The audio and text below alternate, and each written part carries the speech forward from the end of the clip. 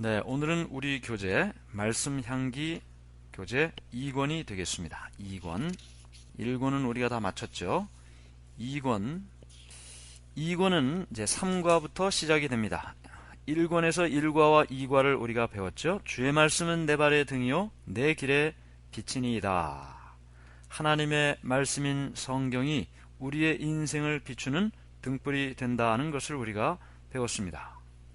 그 다음에 이 성경이 어떻게 구성되어 있는지도 살펴봤어요. 구약과 신약으로 구성되어 있고, 이렇게 구성된 구약과 신약이 각각 이 세상에 오실 예수님, 또 다시 오실 예수님을 말하고 있다는 것을 배웠습니다.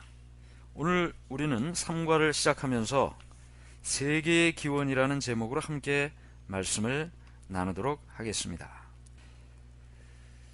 예레미야 10장 12절에 여호와께서 그 권능으로 땅을 지으셨고 그 지혜로 세계를 세우셨고 했습니다. 이 세상이 어떻게 만들어졌을까? 세상 처음이 어떻게 시작되었을까? 그 일에 대한 대답으로 세 가지 이론이 있습니다. 첫 번째는 불가지론이라는 것이 있죠.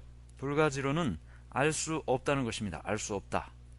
두 번째는 진화론이죠. 이 세상의 생명체가 저절로 진화해서 사람에 이르게 되었다라는 것이 진화론이고, 세 번째는 태초에 하나님이 천지를 창조하시니라, 창조론입니다. 그래서 불가지론과 진화론과 창조론, 이 세 이론이 이 세상의 기원에 대한 대표적인 이론이 되는 것입니다.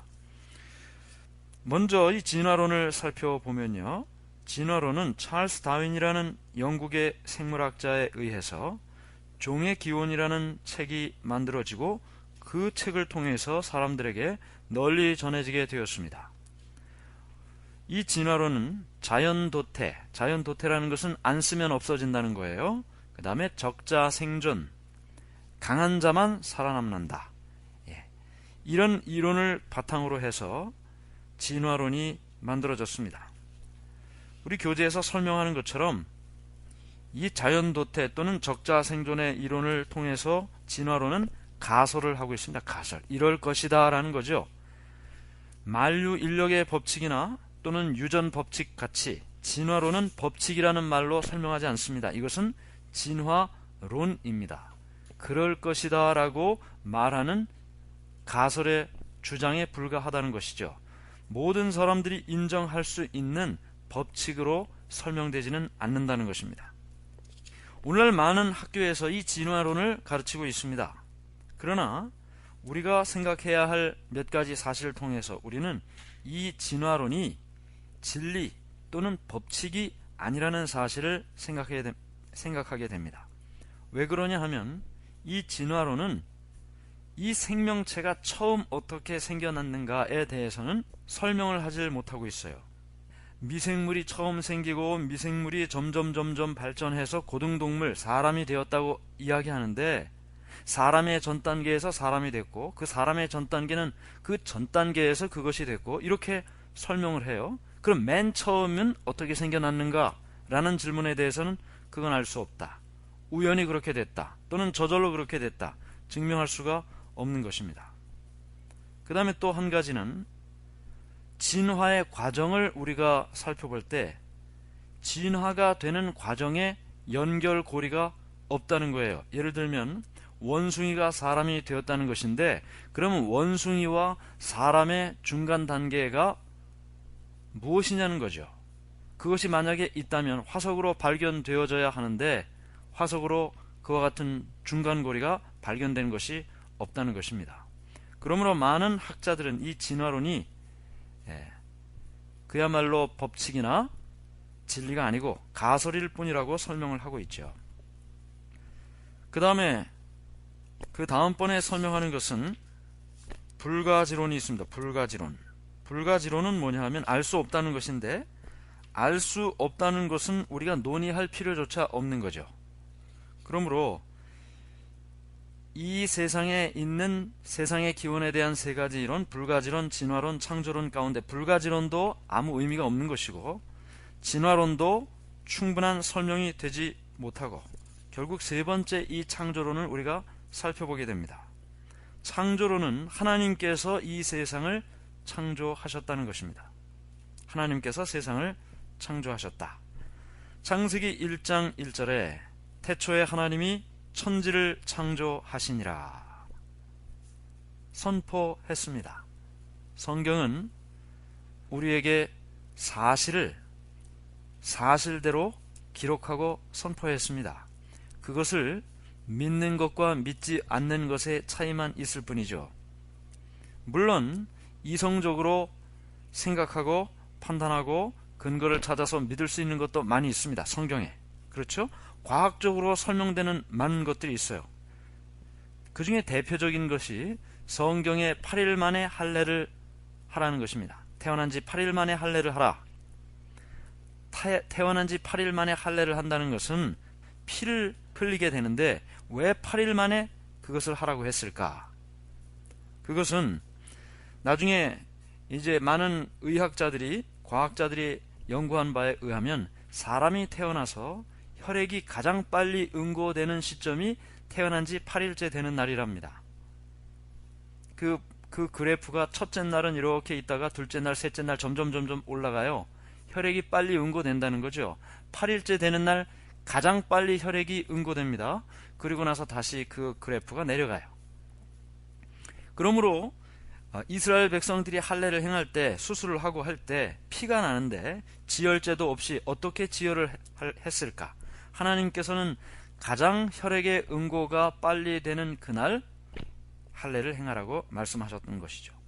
그러므로 성경에는 무수한 과학적인 증거들이 많이 있습니다. 그러나 우리가 기억해야 될 한 가지 사실은 인간의 과학은 과거로부터 현재에 이르기까지 또 미래로 나아가면서 점차 발전하고 있다는 것입니다. 과거에는 비과학적이라고 설명된 것들이 지금은 과학적으로 증명되고 있어요. 아주 과거에는 인간이 달에 가는 것이 불가능하고 비과학적인 일이었지만, 그러나 인간이 우주선을 쏘고 달에 인간의 발을 내딛고 이 일을 경험하면서 과학적인 사실이 됐습니다. 어떻게 우리가 이렇게 많은 사람들이 함께 성경을 연구할 수 있을까요? 옛날에는 비과학적인 일이었지만 지금은 과학이 발달해서 과학적인 일로 간주되고 있습니다.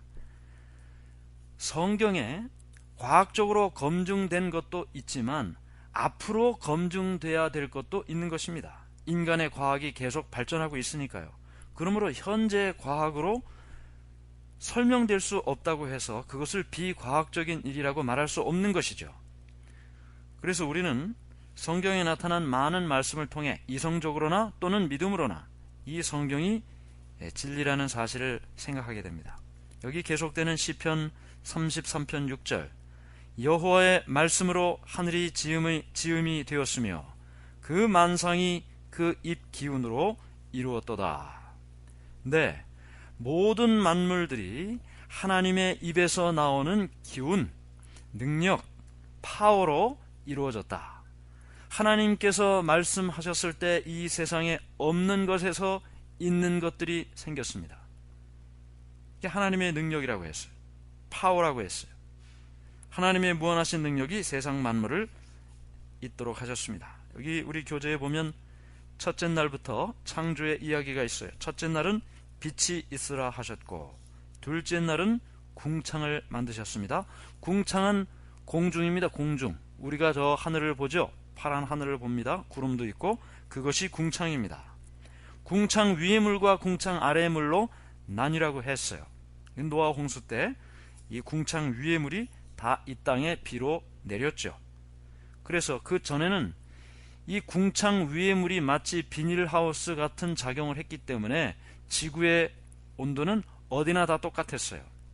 그러나 궁창 위의 물이 다 이 땅에 내려오므로 햇빛이 직접 많이 내릴지는 적도 부분은 뜨겁고 남북극은 추운 그런 온도의 변화가 나타나게 된 것입니다. 셋째 날은 바다와 땅을 나누시고 그 땅에 식물, 채소와 풀과 나무가 있게 하셨어요. 넷째 날은 해달 별을 만드셨습니다. 다섯째 날은 하늘의 궁창에는 새가 날고 바다에는 물고기가 있도록 하셨어요. 여섯째 날은 동물을 창조하셨습니다. 여기 동물 창조의 이야기를 보면 13페이지 여섯째 날의 말씀을 보면요, 하나님이 가라사대 땅은 생물을 그 종류대로 내되 육축과 기는 것과 땅의 짐승을 종류대로 내라 하시고 그대로 되니라.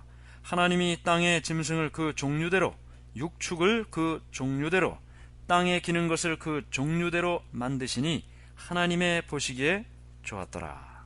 여기 보면 짐승을 어떻게 창조하셨다고 했어요? 여러 차례 그 종류대로 만드셨다. 종류대로 하나님께서 만드셨습니다. 그 이야기는 뭐냐면, 하나님께서 이 세상의 짐승들을 만드셨을 때 뒤섞어 놓으신 것이 아니고 하나하나의 동물을 만드셨다는 거예요. 그래서 진화론자들이 이야기하는 것처럼 아메바에서부터 시작해서 파충류, 양서류, 포유류로 이렇게 한 단계 한 단계 다른 종으로 진화하는 것이 아니고, 하나님께서는 파충류는 파충류대로, 포유류는 포유류대로, 그 종류대로 창조하셨다고 말하고 있습니다. 특별히 이 유명한 과학자인 이 멘델의 유전 법칙에 의하면 생물의 종류는 결단코 다른 종류로 변화할 수 없다는 것이 입증되었다 그랬어요. 이 말이 무슨 말이냐면, 콩을 금년에도 심고 내년에도 심고 100년을 심어보니까 어느 날 갑자기 팥이 열렸다, 이런 일은 없죠. 쌀을 심었는데 올해 쌀을 심었더니 쌀이 나오고, 내년에도 그 쌀을 심었더니 또 쌀이 나오고, 100년을 심고 200년을 심었더니 이번에는 자두가 나왔다, 이런 일은 없습니다. 그렇죠? 그런 일은 없어요. 하나님께서 종류대로 창조하셨습니다. 우리가 하는 말처럼 콩 심은 데 콩 나고 팥 심은 데 팥 나는 것입니다. 그러므로 종 내의 진화는 가능합니다. 이 말이 무슨 말이냐면, 하얀 고양이가 시간이 지나면서 세대를 달리하면서 나중에 얼룩 고양이가 되기도 하고, 이렇게 종 내의 변화는 가능하단 말이에요. 고양이 안에서의 변화는 가능하단 말이에요. 그런데 고양이가 태어나고 또 태어나고 새끼를 낳고 하다 보니까 나중에 개가 됐다, 이거는 아니라는 거죠. 그러므로 성경은 하나님의 창조를 분명히 말하고 있고, 멘델의 유전 법칙은 그것을 뒷받침해 주고 있습니다. 그 다음 페이지를 보시면 이 여섯째 날 하나님께서 사람을 창조하셨습니다. 하나님이 가라사대 우리의 형상을 따라 우리의 모양대로 우리가 사람을 만들고, 여기 모양과 형상이라고 말하고 있는데, 이 모양과 형상은 하나는 외모고 하나는 내면입니다. 우리가 서로를 바라볼 때 하나님의 모양을 닮은 사람으로, 외모를 닮은 사람으로 우리가 있는 겁니다. 내면은 뭔가요? 하나님의 내면이 뭔가요? 하나님의 마음은 뭡니까? 하나님의 품성은 무엇입니까? 하나님의 품성은 사랑입니다. 하나님께서 자신의 마음을 닮은 사람을 창조하셨습니다. 우리도 우리 아이들이 다 부모를 닮지 않습니까? 모양도 닮고 형상도 닮고. 그래서 사람은 이 여섯째 날에 이 세상 모든 것을 다 만드시고 마지막으로 사람을 만드셨어요. 하나님께서는 모든 것을 만드셔서 사람에게 주신 것입니다. 오늘 우리가 이 하루를 시작하면서요, 우리의 눈에 보이는 이 모든 것들이 다 하나님께서 만드셔서 나를 위하여 준비해 두신 것이라는 사실을 생각할 때, 하나님께서 우리를 얼마나 사랑하시는지, 귀하게 여기시는지, 우리를 소중하게 여기시는지 생각하게 되는 것입니다. 오늘 하루도 주님의 말씀을 따라 하늘을 볼 때마다, 나무를 볼 때마다, 구름을 볼 때마다 이 모든 것이 다 나를 위하여 하나님께서 만들어 주신 것이라는 것을 마음속에 생각하면서 이 하루를 승리하며 보내시기를 간절히 바랍니다. 기도하겠습니다. 하늘에 계신 하나님 아버지, 하나님의 은혜를 감사합니다. 오늘 주님께서 우리에게 하나님의 능력의, 창조의 능력을 다시 한번 보게 하시니 은혜를 감사합니다. 아무것도 없을 때 하나님께서는 그 입에서 나오는 능력으로, 그 힘으로 이 세상을 있게 하셨습니다. 오늘 우리의 삶에 아무것도 없는 것처럼 보여도 하나님의 말씀을 통해 많은 것 있게 하실 수 있는 분이라는 사실을 깨닫게 하시고, 없는 것을 있게 하신 창조의 능력을 믿고 살도록 도와주시옵소서. 오늘 우리 가운데 혹 질병 가운데 고통스러운 주님의 종이 있습니까? 없는 것을 있게 하신 창조의 능력이 있는 것을 더 건강하게, 더 아름답게 하시는 능력으로 경험할 수 있도록 도와주시옵소서. 예수님의 이름으로 기도드리옵나이다. 아멘.